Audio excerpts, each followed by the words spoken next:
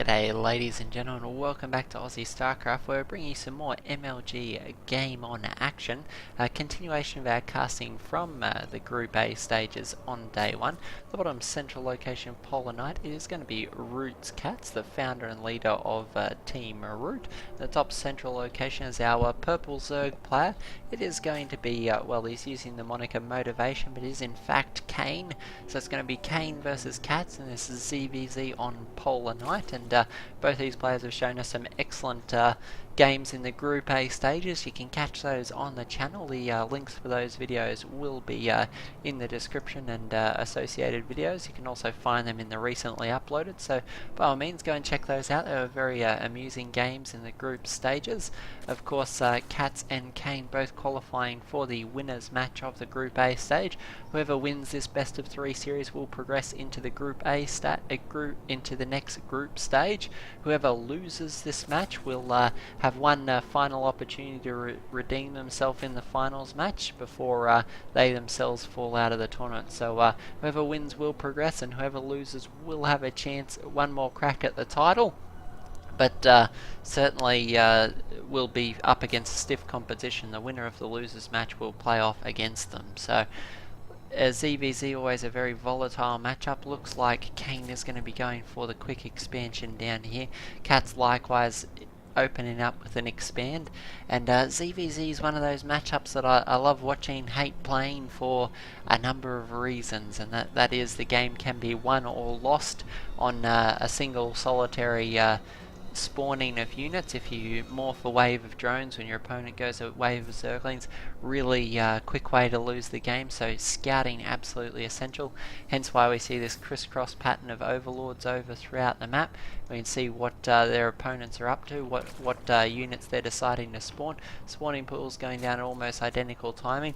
We can see that Kane's grabbing his extractor at roughly the same time as Catz, and so we have very much a mirror matchup, sort of mirror matchup, not only in races but in build as well. So we'll see if these two choose to delineate from the core established strategies at all. Catz always well known for his shenanigans. We'll see if he elects to go for a straightforward opening, or whether he tries to catch Apocalypse by surprise.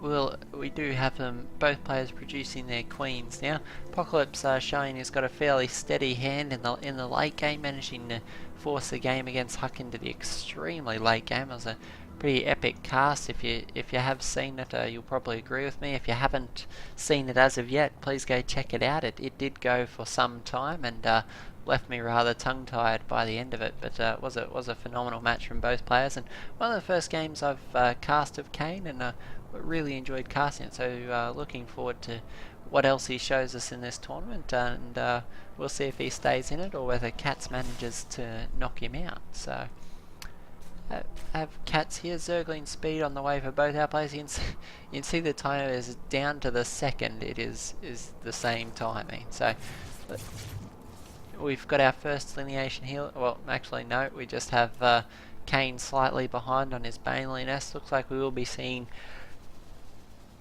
a Zergling Baneling stage 2 this game. Most ZvZ matchups do go into a very micro-intensive Zergling Baneling stage, and tend to transition into a muta versus muta conflict, but we'll see if that's the case here, or whether we'll be seeing some deviations, some Roach Hydra, or any number of other things. So far in the number of Zerg games we've cast thus far this tournament, we've had quite a few Swarm Host games, which is almost unprecedented, so we'll see if we see that again this game, or whether it's a much more conventional Zergling Baneling sort of strategy. We have Kane electing to defend himself with a Spine Crawler. It's certainly a nice choice. I always like it in my ZvZ games, get a little bit of that static defense out to help.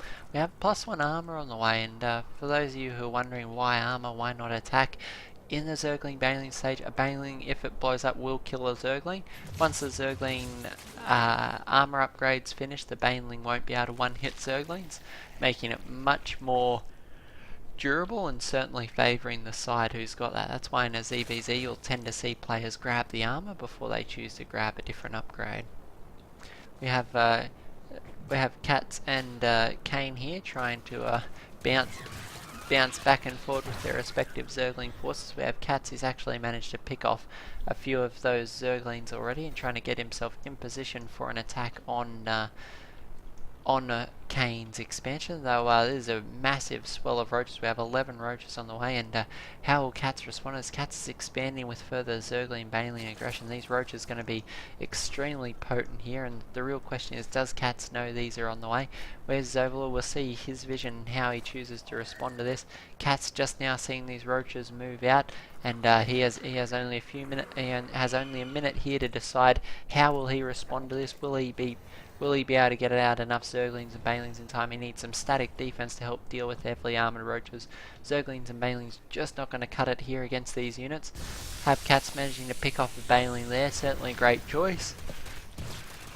But unfortunately there's 10 more Banelings morphing up here, so Catz going to crisis defense mode. Roach Warren going down, but is a little bit too little too late. These queens getting two-shot by these units, by these roaches as they move in.